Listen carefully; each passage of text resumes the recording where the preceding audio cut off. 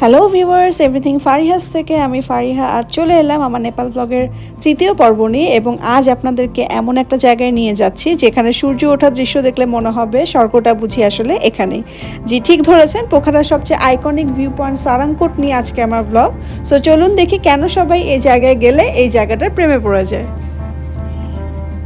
আমাদের নেপাল ভ্রমণের তৃতীয় দিনে আমাদের আইটিনারিতে ছিল ভোর 4টায় উঠে সারাংকোটের উদ্দেশ্যে রওনা দেওয়া, যেটা হচ্ছে আসলে নেপালের সবচেয়ে সুন্দর সূর্যোদয় দেখার ভিউ পয়েন্ট। এবং আমার আগের পর্বে আমি যেহেতু বলেছিলাম যে আমরা যখন পোখারার দিকে যাচ্ছিলাম তখন অনেক বেশি বৃষ্টি ছিল এবং আমরা আনশিওর ছিলাম যে আমাদের সানরাইজ দেখাটা ওয়ার্থ ইট হবে নাকি। তো সকালবেলা আমরা ঘুম থেকে উঠে যখন রওনা দিলাম তখন আমাদের মনে হচ্ছিল যে না, আমরা মনে হয় আজকে আসলে সানরাইজটা ঠিকমতো দেখতে পারবো।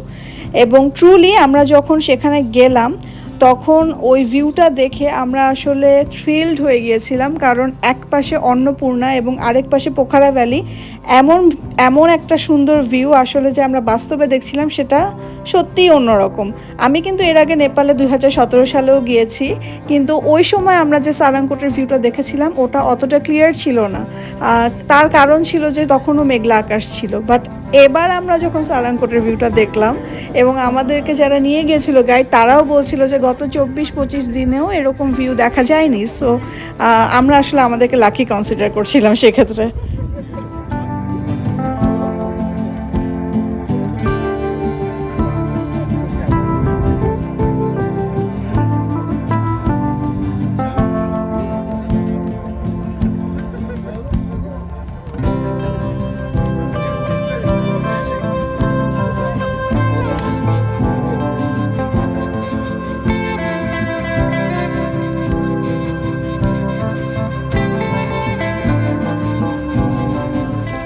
জাস্ট ভিউটা দেখুন, সামনে বিশাল হিমালয় আর নিচে পুরো পোখারা শহর। ক্যামেরায় যতটা না সুন্দর লাগে, বাস্তবে তার চাইতে অনেক বেশি অসাধারণ।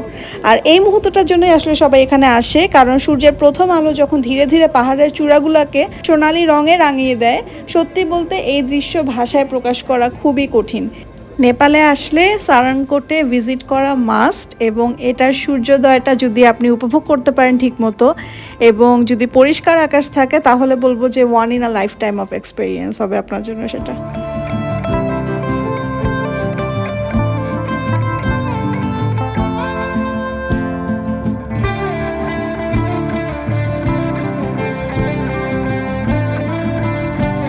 পোখারার সবচেয়ে আইকনিক সানরাইজ ডেস্টিনেশনে প্রতি বছর হাজার হাজার পর্যটক শুধুমাত্র সূর্যোদয় আর হিমালয়ের প্যানোরামিক ভিউ দেখার জন্য আসে।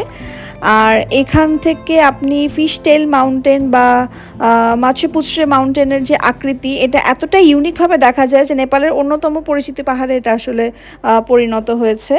আর আপনার এখানে যাওয়ার সেরা সময় হচ্ছে অক্টোবর থেকে ডিসেম্বর আর মার্চ থেকে এপ্রিল। বাট লাকিলি আমরা মে মাসে গিয়ে অনেক সুন্দর একটা ভিউ পেয়েছি, যেটা আসলে খুবই অসাধারণ ছিল। আর এই সব সময় আকাশ সাধারণত পরিষ্কার থাকে এবং পাহাড়ের দৃশ্যটা সবচেয়ে বেশি ভালো দেখা যায় জন্যই অক্টোবর থেকে ডিসেম্বর এবং মার্চ থেকে এপ্রিলের সময়কালটাকে সবচেয়ে বেশি পিক সিজন বলা হয় সারাংকোটে যাওয়ার জন্য। আর এই অন্যতম জনপ্রিয় ভিউ পয়েন্টটি পোখারা শহরের উত্তর পশ্চিমে একটি পাহাড়চূড়ায় অবস্থিত। সমুদ্রপৃষ্ঠ থেকে এর উচ্চতা প্রায় 1600 মিটার বা 5250 ফুট।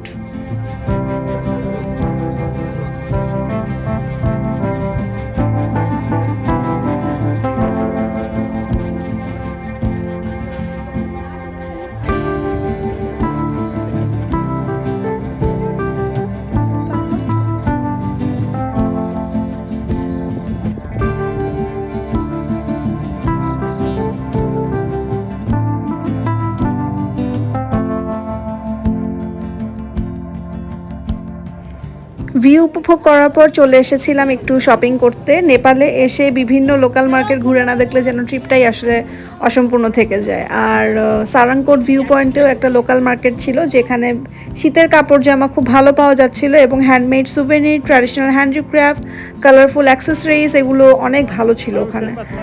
সো যারা স্মৃতি হিসেবে কিছু নিয়ে যেতে চান তাদের জন্য দারুণ কালেকশন ছিল। আমি নিজের জন্য কিছু সুভেনির আইটেম নিয়েছিলাম, আর শল টাইপের কিছু আইটেম ছিল, বাট ওগুলো আমি সেদিন কিনিনি। আর ওখান থেকে আমি পরে হয়তোবা কোনো শপিংয়ের জায়গা থেকে আমি কিনে নিতাম।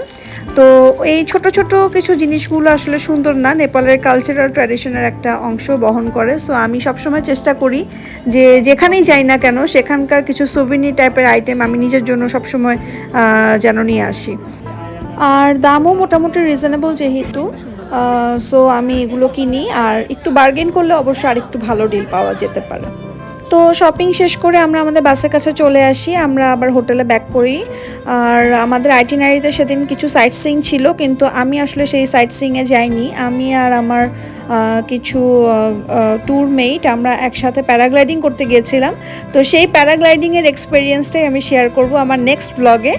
আর এই ব্লগটা কেমন লাগলো অবশ্যই আমাকে জানাতে ভুলবেন না, এবং নেক্সট পর্বটা অবশ্যই দেখবেন, কারণ সেখানে আমার প্যারাগ্লাইডিংয়ের কিছু এক্সাইটিং মোমেন্টস আমি শেয়ার করব। So till then, stay tuned with Everything Farihas. Thank you so much for watching.